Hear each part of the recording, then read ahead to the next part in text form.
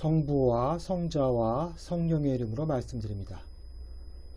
한 주간 동안 안녕하셨는지요? 오늘 누가복음은 마르타와 마리아의 이야기입니다.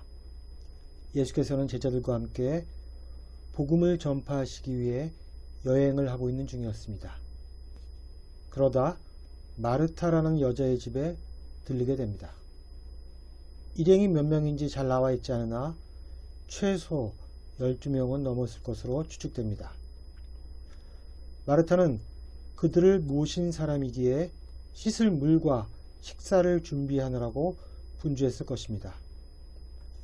마르타에게는 마리아라는 동생이 있었습니다. 그런데 이 여동생은 마르타를 돕지 않고 예수님 앞에 앉아 말씀을 듣기에 바빴습니다. 시중을 드는 일에 경황이 없었던 마르타의 눈에 마리아는 무척이나 얄밉게 보였을 것입니다. 그래서 마르타는 예수께 와서 이렇게 말합니다. 주님, 제 동생이 저에게만 일을 떠맡기는데 이것을 보시고도 가만두십니까? 마리아더러 저를 좀 거들어 주라고 일러 주십시오. 저는 이 구절을 읽으면서 한 가지 의문이 들었습니다. 예수님을 모신 것은 결국 마르타였습니다. 그 과정에서 마리아에게 미리 도와달라고 부탁을 했는지 모르지만 마르타는 마리아가 도와주지 않음에 예수님께 짜증을 냈던 것입니다. 제가 가지고 있는 의문은 왜 굳이 그것을 본인이 직접 말하지 않고 예수님을 통해서 마리아를 움직이려고 했는가 하는 점이었습니다. 상식적이라면 직접 부탁할 수도 있을 법한 상황이었는데도 말입니다. 아마도 마르타는 예수님이 마리아를 붙잡고 있으며 자신의 말을 듣지 않을 것 같은 마리아를 움직이기 위해서 예수님이 필요하다고 생각한 것 같습니다. 그러나 예수님은 마르타의 의도에 동의하지 않으시고 이렇게 말씀하십니다. 필요한 것은 한 가지뿐이다.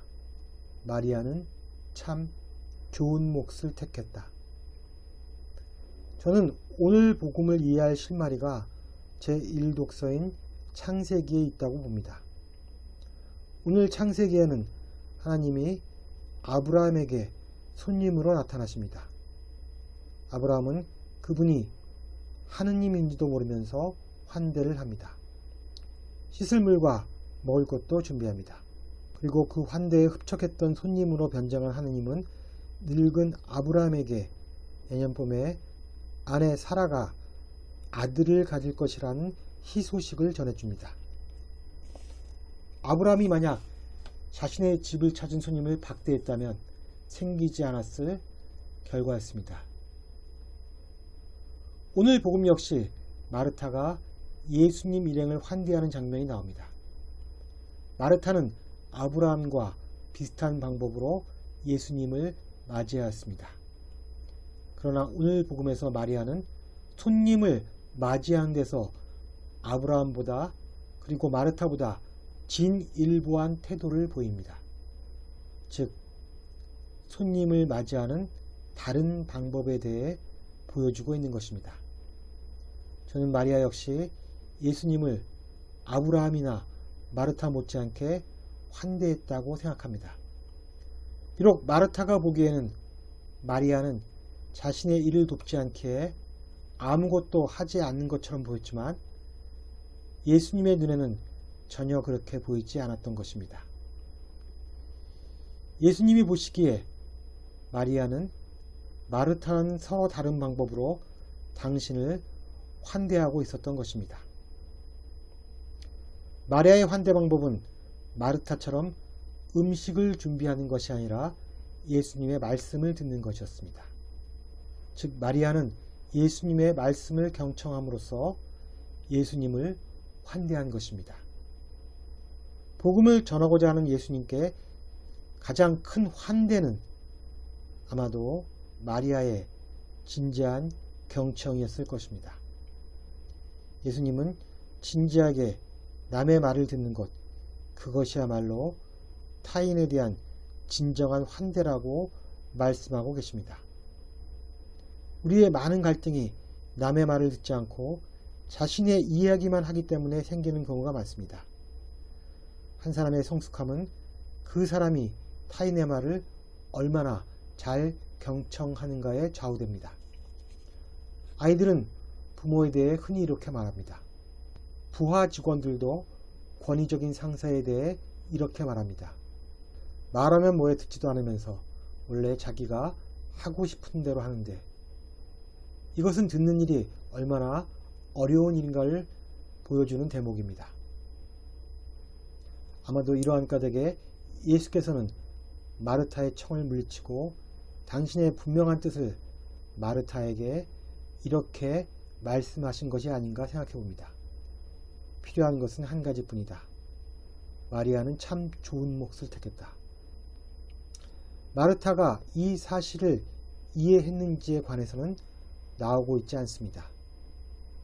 결국 오늘 마리아가 복음서에서 보여준 모습은 신앙인의 바람직한 자세가 무엇인가 하는 것입니다. 우리는 마르타처럼 현실적인 문제에 대해 염려하느라 바쁘지만 신앙인에게 있어서 가장 필요한 한 가지는 당신의 복음을 경청하는 것이라고 말씀하시는 것입니다. 이처럼 신앙인에게 가장 필요한 일 중 한 가지가 하나님의 말씀을 경청하는 일이라면 지평을 넓혀 이렇게 물어볼 수도 있습니다. 우리가 살아가는데 가장 필요한 것 한 가지를 꼽으라면 여러분은 무엇을 선택하겠습니까? 아마도 꼭 필요한 한 가지는 그 사람이 인생을 겪어가는 단계마다 다를 것입니다. 대입을 앞둔 한 학생이 유독 수학 점수가 다른 과목에 비해 처져 있어 원하는 대학에 들어가는데 어려움이 있다면 그 학생에게 가장 필요한 것은 몇 점의 수학 점수가 될 것입니다. 마음을 의지할 곳 없는 외로운 청춘이라면 자기 마음을 나눌 연인이 가장 필요한 한 가지가 될 것이며, 건강을 잃어본 사람이라면 건강이 가장 필요한 하나가 될 것입니다.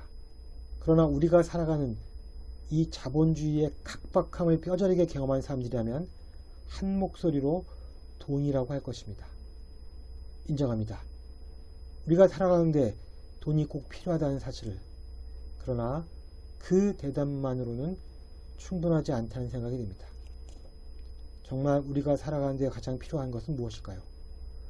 우리의 구원을 위해 가장 필요한 한 가지는 무엇일까요? 신앙인들은 구원이란 말을 자주 사용합니다.